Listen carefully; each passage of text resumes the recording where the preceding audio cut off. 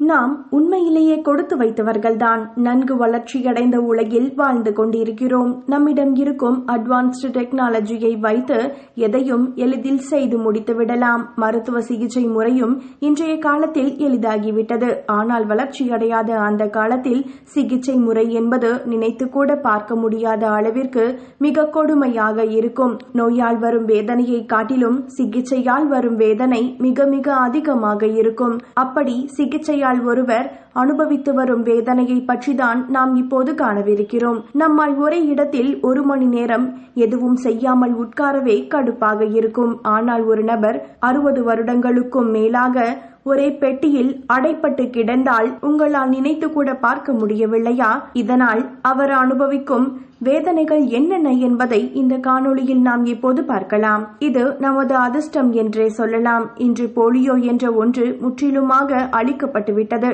ஆனால் 19ஆம் நூற்றாண்டின் தொடக்க காலத்தில் இதனால் பாதிக்கப்பட்டவர்கள் பல லட்சம் பேர் என்றே சொல்லலாம். போலியோவால் வாழ்வதை விட சாவதே மேல் என்று சொல்லலாம். அந்த அளவிற்கு கொடுமையாக இருக்கும். அப்படி போலியோவால் பாதிக்கப்பட்ட அந்த நபர்தான் இந்த பால் அலெக்சாண்டர். இவர் டெக்சாஸில் வாழ்ந்து வருகிறார். பால் அலெக்சாண்டர் தனது 5வது வயதில், அதாவது 1952ஆம் ஆண்டு போலியோவால் பாதிக்கப்பட்டிருப்பதை உணர்ந்தார். போலியோவால் பாதிக்கப்பட்ட மற்ற நபர்களைப் போலவே இவராலும் நன்றாக சுவாசிக்க முடியவில்லை. அவருடைய நுரையீரல் சற்று மந்தமாக இருந்தது. அன்றைய காலத்தில் இதற்கெல்லாம் ஒரே தீர்வு ஒரு பெரிய மருத்துவ பெட்டிக்குள் போட்டு அடைத்து செயற்கை சுவாசத்தை கொடுப்பதுதான். அந்த பெட்டியின் பெயர் இரும்பு நுரையீரல். அன்றைய காலத்தில் கண்டுபிடிக்கப்பட்ட அற்புதமான சிகிச்சை சாதனம் தான் இந்த இரும்பு நுரையீரல். இந்த சாதனம் அன்றைய காலகட்டத்தில் சுவாச பிரச்சனையால் பாதிக்கப்பட்ட பல நபருக்கு தீர்வாக அமைந்து வந்தது.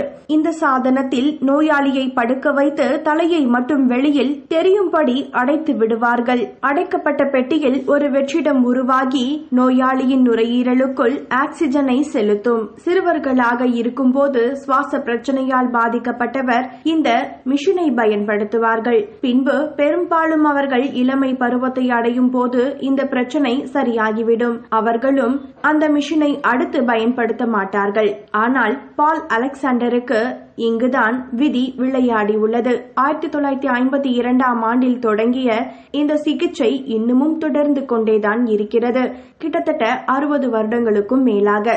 இதில் என்ன கொடுமை என்றால் 1960க்கும் மேல் இந்த முறையான சிகிச்சை முற்றிலுமாக நிறுத்தப்பட்டுவிட்டது என்பதுதான். இந்த சாதனமும் தயாரிக்கப்படவில்லை. இதனை பழுது பார்ப்பவர்களும் வேறு வேளையை பார்த்து செல்ல ஆரம்பித்து விட்டார்கள். ஆனால் பால் உண்மையிலேயே அதிர்ஷ்டமில்லாதவர் என்றுதான் சொல்லியாக வேண்டும். இவருக்கு போலியோ வந்த அடுத்த ஆண்டே இதற்கான மருந்து, அதாவது நமக்கு பள்ளியில் போடப்படும் தடுப்பூசி கண்டுபிடிக்கப்பட்டது. இதனால் இவர்தான் இந்த சிகிச்சை முறையை பயன்படுத்தும் கடைசி நபராகவும் இருந்துள்ளார். முதலில் சுவாசத்தால் மட்டும்தான் பாதிக்கப்பட்டுள்ளதாக நினைத்தார். ஆனால் அதன் பின்பு அவரது கழுத்துக்கு கீழாக உள்ள எந்த பாகமும் இவருக்கு உணர்ச்சி இல்லாமல் போனது தெரிய வந்தது. அதாவது ஆங்கிலத்தில் பேரலைஸ் என்று சொல்வார்களே, அதுதான் இது. இதனால் இவர் வாழ்நாள் முழுவதும் இந்த சிகிச்சை முறையை கடைபிடிக்க வேண்டிய கட்டாயம் உருவானது.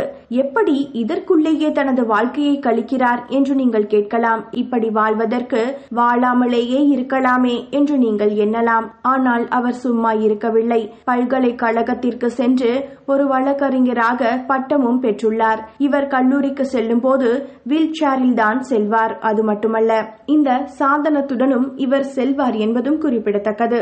எப்போதெல்லாம் இவருக்கு சுவாச பிரச்சனை வருகிறதோ அப்போதெல்லாம் இவர் இந்த பெட்டிக்குள் சென்று விடுவார். டெக்சாஸ் யூனிவர்சிட்டியில் இருப்பவர்கள் என்னை நினைத்து பயந்தார்கள். நான் இப்படி ஒரு மிஷனுடன் ஹாஸ்டலில் தங்கி படிப்பேன் என்று.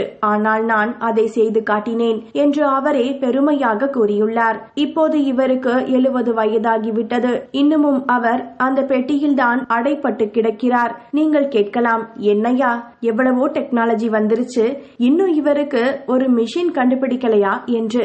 ஆனால் ஒன்று நீங்கள் நினைவில் கொள்ள வேண்டும். 1960க்கு பின்னால் போலியோ பெரும்பாலும் பெரும்பாலும் ஒழிக்கப்பட்டுவிட்டது. இப்போது போலியோ என்ற ஒன்றே கிடையாது. இதனால் அதற்கு என தனியாக பணம் செலவு செய்து உபகரணங்களை கண்டுபிடிக்க அரசு தயாராக இருக்காது. இதுதான் அலெக்சாண்டருக்கு வந்த மிகப்பெரிய சோதனை. போலியோவால் பாதிக்கப்பட்ட சிலர் இந்த மிஷின் பற்றி சொல்லும் போது, என்னதான் இன்றைக்கு அட்வான்ஸ்டு மெடிக்கல் டேர்ம் வந்தாலும் இந்த இரும்பு நுரையீரல் அளவிற்கு எந்த சிகிச்சையும் சிறந்ததாக இல்லை என்று சொல்லியுள்ளனர். ஆனால் மீண்டும் ஒரு பிரச்சனை அலெக்சாண்டருக்கு வந்தது. 2015ஆம் ஆண்டு இந்த மிஷின் மக்கர் செய்ய ஆரம்பித்தது. இவருடைய நுரையீரலிலும் பிரச்சனை உருவாக ஆரம்பித்தது. இதனால் இவர் உடனடியாக இந்த மிஷினை பழுது பார்ப்பவரை கண்டுபிடித்தாக வேண்டும். ஆனால் இந்த உலகில் இந்த நோயால் பாதிக்கப்பட்ட 10இல் ஒருவர்தான் இந்த பால். இதனால் இந்த மிஷினுக்கான பார்ட்ஸ் கிடைப்பதும் கடினம். அப்படி கிடைத்தாலும் அதன் பண மதிப்பு மிக மிக அதிகமாகவும் இருக்கும். சரி, அப்படியே பார்ட்ஸ் கிடைத்தாலும் அதை சரி செய்வதற்கு ஒரு மெக்கானிக் வேண்டுமே, அவரை எங்கு சென்று தேடுவது? இதனால் மனமுடைந்த பால் இணையதளத்தில் தனது பிரச்சனையை ஷேர் செய்துள்ளார்.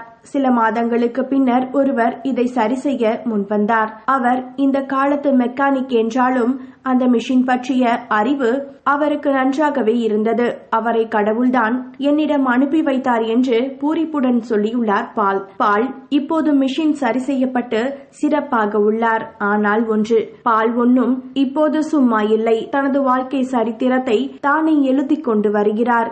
என்ன, கையில்லாமலா என்று நீங்கள் கேட்கலாம். ஆம், தனது வாயை கொண்டு டைப் செய்து எழுதி வருகிறார். ஒரு நாளைக்கு 2 to 3 மணி நேரம் மட்டுமே அவரால் அந்த மெஷினில் இருந்து வெளிவர முடியும் என்பதும் குறிப்பிடத்தக்கது.